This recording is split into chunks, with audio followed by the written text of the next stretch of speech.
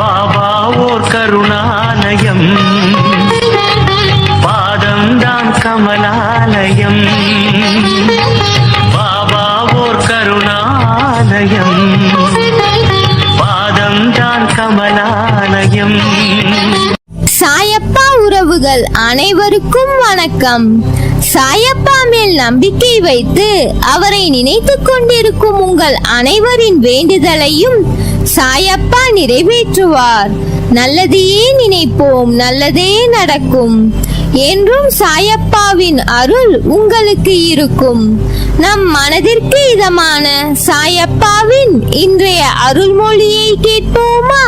அன்பு குழந்தையே, வாழ்க்கை எனும் ஓட்டப்பந்தயத்தில் ஓடிக்கொண்டிருக்கிறாய். அதில் ஜெயிப்பாயா மாட்டாயா என்பதுதானே உன் கவலை. உன் கஷ்ட காலம் முடிந்தது. போதும் அப்பா போதும், என் கஷ்டங்களை தீர்த்து வையுங்கள் என்று நீ வேண்டிய வேண்டுதல் நிறைவேறப் போகிறது. மற்றவர்கள் முன்னால் ஒரு கௌரவமான வாழ்க்கை வாழ வேண்டும் என எண்ணுகிறாய். அது கண்டிப்பாக நடக்கும். அதனால் மனம் தளராத நம்பிக்கை, அசராத பக்தி, இவை இரண்டுமே எப்பொழுதும் உங்களுடைய பிரதான குறிக்கோளாக வைத்துக் கொண்டிருங்கள். ஒருவன் காத்தாடியை ஆகாயத்தை நோக்கி விடுவான் என்றால் அந்த காத்தாடியின் மீது உள்ள நம்பிக்கை அல்ல, காற்றின் மீது உள்ள நம்பிக்கையும் நூலின் மீது உள்ள பொறுமையும் அந்த காத்தாடியை ஆகாயத்தை நோக்கி பறக்க உதவுகிறது. அதே போன்றுதான் உங்களுடைய வாழ்க்கையில் நீங்கள் உங்களது குறிக்கோளை அடைய மிக முக்கியமானது நம்பிக்கை மற்றும் பொறுமை மட்டுமே. ஏறிவிடப்பட்ட காத்தாடி மீண்டும் தன் கையில் வர வேண்டும் என்றால் நாம் முதலில் சமாளிக்க வேண்டியது காற்றின் சீற்றத்தை தான். அதே போலதான் நம் வாழ்க்கை என்னும் பெருங்கடலை கடக்கும் பொழுது இடையில் ஏற்படும் சீற்றங்களை மிக கவனமாக கடக்க வேண்டும். அப்படி மிக கவனமாக ஒருவன் கடந்து செல்கிறான் என்றால் அந்த ஏற்றிவிடப்பட்ட காத்தாடி ஆகாயத்தை தொட்டு அவனுடைய பிரதான இலக்கை அடைந்து மீண்டும் அவன் கையில் வந்து சேர்கிறது. இதே போன்றுதான் உங்கள் வாழ்க்கையில் ஒவ்வொரு முயற்சியிலும் உங்கள் குறிக்கோளை நோக்கி மட்டுமே உங்கள் எண்ணம் இருக்க வேண்டும். இப்படிப்பட்ட குறிக்கோளை நோக்கி எந்த ஒரு பக்தன் என்னை முழுமையாக நம்பி புத்தியும் மனமும் எனக்காக செலுத்தி வருகிறான் என்றால் அவன் நினைத்ததை நான் நடத்தி தருவேன். அவனுடைய லட்சியத்துக்காக நான் 7 கடலையும் தாண்டி வந்து உதவி புரிவேன். எந்த ஒரு சூழ்நிலையிலும் மனதைரியத்தை இழக்க வேண்டாம். என் மீது நம்பிக்கை வை. உன் வெற்றியை நான் அமைத்து தருவது உறுதி. என் வார்த்தைகள் மீது நம்பிக்கை வை. அதனால் பிடிக்காத வாழ்க்கை எப்படி வாழ்வது என்று யோசிப்பதை விட நமக்கு பிடித்த மாதிரி எப்படி மாற்றிக்கொள்வது என்று நினைப்பதே சாலச் சிறந்தது. நதி போல நீ பயணித்துக் கொண்டே இருக்க வேண்டும். பாறைகள், வனங்கள் என்று நீ பல்லாயிரக்கணக்கான மைல்கள் கடக்க வேண்டியது இருக்கும். இவைகளை கடந்த பின் தான் சந்தோஷம் என்ற பெரிய சமுத்திரம் கிடைக்கும். வெற்றி பெற அசைக்க முடியாத நம்பிக்கையும் விடாமுயற்சியும் இருந்தாலே போதும். வெற்றி நிச்சயம். எல்லோருக்கும் எல்லாமும் அதற்கு உண்டான வயதில் கிடைப்பது அரிது. ஒருவருக்கு அவர் விரும்பிய வேலை வாய்ப்பு தானாகவே தேடி வருகிறது. இன்னொருவருக்கோ எல்லா திறமைகள் இருந்தும் சரியான வேலையோ அல்லது தொழிலோ அமைவது இல்லை. எனவே உனக்கு ஒன்று கிடைத்து விட்டால் அது கிடைக்காமல் போராடும் மற்றவரை ஏளனம் செய்யாதீர்கள். உன்னை மற்றவர்களோடு ஒப்பிட்டு உன்னிடம் இல்லாததை நினைத்து புலம்பாதே.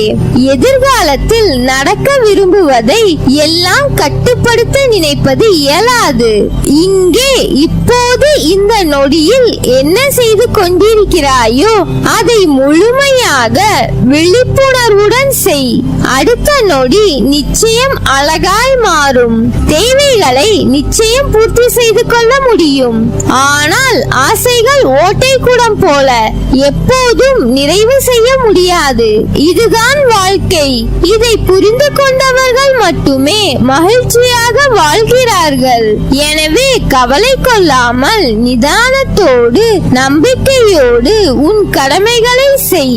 உன்னுடைய துன்பங்கள் எல்லாம் முடிவுறும். நீ எடுக்கும் எல்லா முயற்சிகளிலும் உனக்கு வெற்றி நிச்சயம். என் வார்த்தைகள் மீது நம்பிக்கை வைத்து செயல்படு. யார் உன்னை புறக்கணித்தால் என்ன? இந்த பிரபஞ்சம் எப்போதும் உன்னை தன் அன்பால் கருணையால் அரவணைத்துக் கொண்டுள்ளது. சூரியனோ சந்திரனோ என்றாவது உன்னை புறக்கணித்து ஒளியை தர மறுத்ததுண்டா? இயற்கை ஒருபோதும் உன்னை புறக்கணிப்பதில்லை. உன் மீது எல்லையில்லா கருணை கொண்டிருக்கும் இயற்கையை மறந்து நீ மனிதர்களின் புறக்கணிப்பு குறித்து கவலை கொள்கிறாய். இது மனதின் வேலை. உண்மையில் எத்தனையோ மனிதர்கள் உன்னை புறக்கணித்ததுண்டு. எத்தனையோ மனிதர்களை நீயும் புறக்கணித்திருக்கிறாய். எல்லா புறக்கணிப்புகளும் உனக்கு வலியை தருவதில்லை. இது மனிதனின் உயர்வு தாழ்வு மனப்பான்மையினால் விளைவது. பிறரை உயர்வாக கருதும் போது உன்னை நீ தாழ்வாக கருதுகிறாய். பிறரை தாழ்வாக கருதும் போது உன்னை நீயே உயர்வாக கருதிக் கொள்கிறாய். உன்னை நீ தாழ்வாக கருதும் தருணத்தில் வரும் புறக்கணிப்பு வலியை தருகிறது. உன்னை உயர்வாக கருதும் தருணத்தில் வரும் புறக்கணிப்பு வலி இல்லாமல் உன்னால் கடந்து செல்ல முடிகிறது. இவை அனைத்துமே உன் மனதின் கற்பனை நிலைப்பாடே அன்றி உண்மையில் இயற்கையில் அத்தகைய உயர்வு தாழ்வு எதுவும் இல்லை. சிறு புல்லும் பெருஞ்சூரியனும் இயற்கையில் சமமாகவே உள்ளன. ஆகவே இப்போது உனக்கு தேவை சமநோக்கு பார்வை. தியானம் செய். இயற்கையை நேசி. வலிகள் மறையும். பாராட்டுக்காக ஏங்கும் நேரத்தில் நீ எத்தனை பேரை பாராட்ட மறந்திருக்கிறாய் என்று எண்ணிப்பார். இது இயல்பே என எண்ணு. வேகமாக சென்று கொண்டிருக்கும் போது பார்க்கும் இயற்கை அழகை நின்று பார்க்க நேரம் இருப்பதில்லை. அதற்காக இயற்கை தம் அழகை குறைத்துக் கொள்வதில்லை. அது இயல்பாய் இருக்கிறது. அதுபோல் இயல்பாய் கடமையை செய்.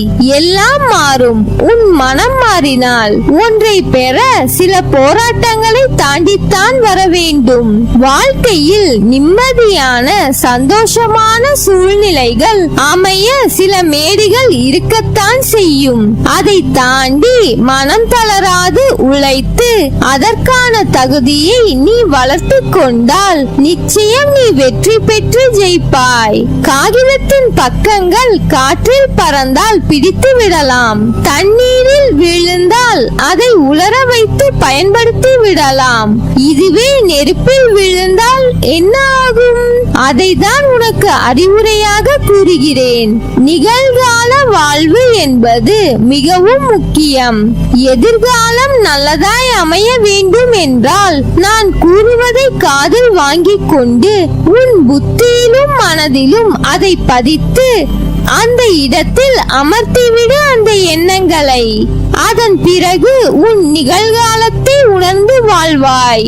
நீ வாழும் காலத்தை உன்னதாய் ஆக்கிக் கொண்டால் எதிர்காலம் உனது பொற்காலமாக மாறும்.